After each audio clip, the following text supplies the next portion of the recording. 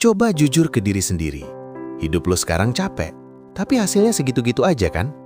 Kerja makin padat, tuntutan makin banyak, tapi uang selalu habis sebelum akhir bulan. Dan anehnya, hampir semua orang ngerasain hal yang sama. Masalahnya bukan karena lo malas, dan bukan juga karena lo kurang pintar. Masalahnya, karena perubahan besar itu datang pelan-pelan, dan kebanyakan orang baru sadar pas udah kejebak di dalamnya. 2026 itu bukan sekedar ganti angka di kalender. Itu titik di mana tekanan hidup bakal makin kerasa nyata.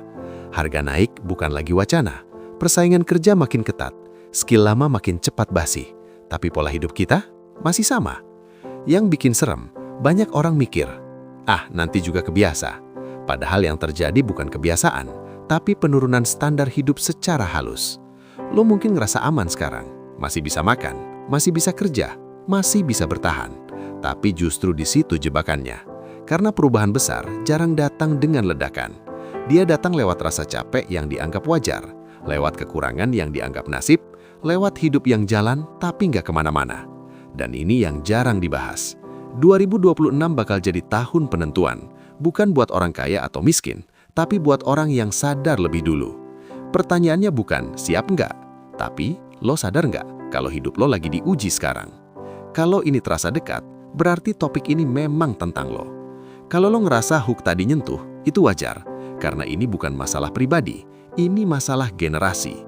Kita hidup di masa di mana aturan main berubah, tapi ekspektasi ke kita masih sama. Disuruh mandiri cepat, stabil di usia muda, punya tabungan, punya arah hidup. Padahal realitanya, biaya hidup naik jauh lebih cepat dari kemampuan kita ngejarnya.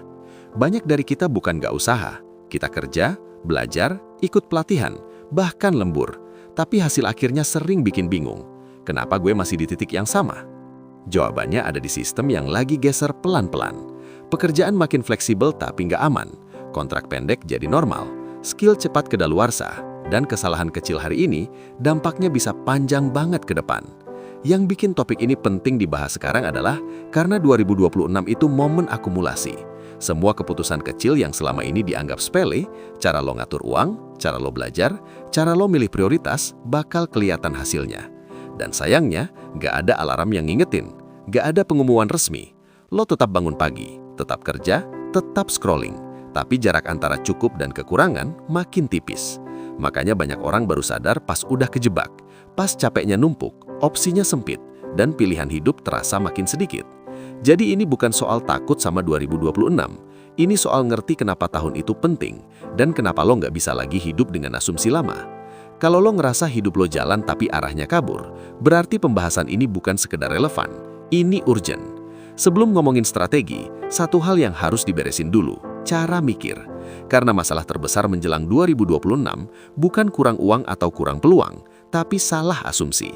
Kebanyakan orang masih hidup dengan pola pikir lama. Asal kerja keras, hidup bakal aman. Padahal hari ini kerja keras tanpa arah itu cuma bikin capek lebih cepat. Prinsip utamanya sederhana, tapi krusial. 2026 bukan soal seberapa keras lo bekerja, tapi seberapa cepat lo beradaptasi. Dunia sekarang menghargai orang yang bisa belajar ulang, ganti cara dan ninggalin kebiasaan yang udah nggak relevan. Bukan yang paling lama bertahan di satu pola. Kalau dulu stabilitas datang dari satu pekerjaan, sekarang stabilitas datang dari kemampuan lo berpindah tanpa jatuh. Ini bukan ngajarin loncat-loncat tanpa tujuan. Ini soal sadar bahwa keamanan hari ini bukan lagi status tapi kapasitas. Makanya mindset penting yang harus lo pegang. Jangan nanya gue kerja di mana, tapi nilai apa yang bisa gue bawa kemanapun. Karena di 2026, gelar bisa kalah sama skill. Pengalaman lama bisa kalah sama kemampuan relevan, dan orang yang kaku bakal kalah sama yang luas. Prinsip ini nentuin semua langkah selanjutnya. Cara lo belajar, cara lo ngatur waktu, bahkan cara lo milih lingkungan. Kalau mindset lo masih nunggu aman dulu baru gerak, 2026 bakal datang duluan sebelum lo siap. Dan di titik itu, pilihan lo bukan lagi luas, tapi terbatas oleh keputusan hari ini. Ada satu fakta yang jarang disadari. Penurunan kualitas hidup itu jarang terasa drastis, tapi konsisten.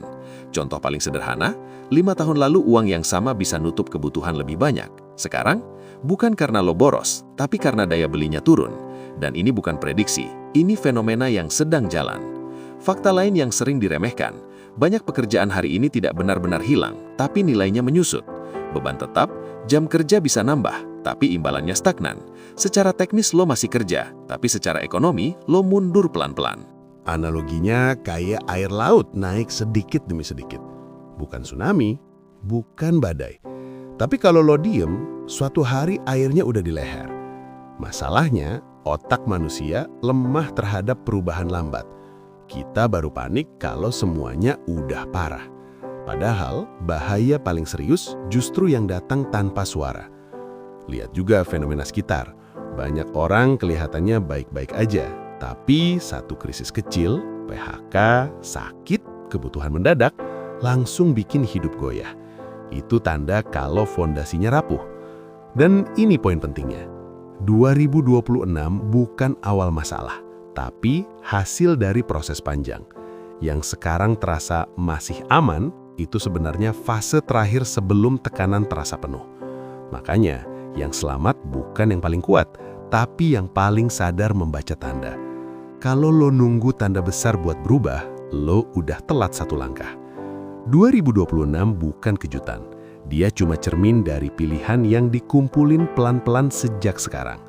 Kalau prinsipnya udah jelas, sekarang masuk ke hal yang benar-benar menentukan. Bukan teori, tapi arah tindakan. Pertama, cara lo memperlakukan skill. Di 2026, skill bukan lagi punya atau enggak, tapi hidup atau basi. Banyak orang berhenti belajar begitu ngerasa cukup bisa. Padahal, dunia nggak nunggu. Satu skill inti yang relevan ditambah kemampuan adaptasi jauh lebih berharga daripada banyak skill tapi dangkal. Kedua, sumber penghasilan. Bergantung ke satu pintu itu beresiko. Bukan berarti semua orang harus bisnis, tapi minimal lo punya opsi. Side skill, freelance kecil, atau kemampuan monetisasi pengetahuan. Tujuannya bukan kaya cepat, tapi punya bantalan saat kondisi goyah. Ketiga, cara lo ngatur uang. Banyak orang fokus nabung tapi lupa mikir soal nilai. Uang yang diam kalah sama inflasi. Lo nggak harus jago investasi, tapi harus paham kenapa uang perlu digerakkan, bukan cuma disimpan. Keempat, lingkungan. Lingkungan itu bukan cuma temen nongkrong, tapi pola pikir yang lo serap tiap hari. Kalau sekitar lo normalin stagnan, lo bakal ikut berhenti. Bukan soal ninggalin orang, tapi sadar siapa yang ngaruh ke cara lo mikir. Kelima, cara lo melihat waktu. Waktu bukan dihabiskan, tapi diinvestasikan. 1 jam belajar hal relevan jauh lebih mahal daripada 5 jam distraksi. Di 2026, orang yang sadar nilai waktu bakal melaju jauh lebih cepat. Semua poin ini sederhana, tapi efeknya akumulatif. Satu perubahan kecil sekarang bisa beda nasib besar nanti. Masalahnya, kebanyakan orang nunggu momen besar. Padahal yang bikin beda itu konsistensi kecil yang jarang kelihatan. Kalau ditarik lebih dalam, inti dari semua pembahasan ini sebenarnya bukan tentang 2026. Ini tentang kesadaran. Banyak orang gagal bukan karena kurang kemampuan, tapi karena terlalu lama merasa masih aman. Kita sering menganggap aman itu tujuan, padahal aman itu kondisi sementara. Begitu dunia berubah, definisi aman ikut berubah. Insight terpentingnya, hidup nggak pernah menghukum secara tiba-tiba, tapi selalu menagih secara konsisten. Apa yang lo tunda hari ini, dibayar besok dengan bunga. Apa yang lo abaikan sekarang, muncul sebagai keterbatasan nanti. 2026 cuma mempercepat proses itu. Dia memperjelas jarak antara orang yang sadar dan yang cuma bertahan. Dan yang sering dilupain, kesadaran itu nggak selalu bikin nyaman. Kadang justru bikin gelisah, karena lo sadar ada yang harus diubah. Tapi dari kegelisahan itulah arah hidup mulai kebentuk. Lo nggak perlu jadi sempurna, lo cuma perlu jujur, bagian mana dari hidup lo yang sebenarnya nggak bergerak. Karena hidup yang terasa capek tapi nggak maju, itu bukan kutukan, itu sinyal. Sinyal bahwa lo udah cukup dewasa buat berhenti nyalahin keadaan dan mulai ngatur arah. Bukan dengan panik, tapi dengan sadar. Dan orang yang sadar cepat, meski langkahnya kecil, hampir selalu sampai lebih jauh. 2026 bukan garis akhir. Dia cuma titik yang bikin semua pilihan lo kelihatan jelas. Sekarang, pertanyaannya sederhana. Setelah sadar, lo mau ngapain? Nggak ada kewajiban buat berubah drastis hari ini, tapi ada tanggung jawab buat nggak pura-pura nggak tahu. Mulai dari satu hal kecil yang paling relevan sama hidup lo sekarang. Satu skill yang lo tunda, satu kebiasaan yang harus dipotong, satu keputusan yang selama ini lo hindarin. Karena perubahan besar hampir selalu kalah sama tindakan kecil yang konsisten. Kalau lo ngerasa pembahasan ini nyentuh, berarti lo bukan sendirian. Banyak orang lagi ada di fase yang sama. Sadar tapi belum tahu harus mulai dari mana. Dan itu wajar.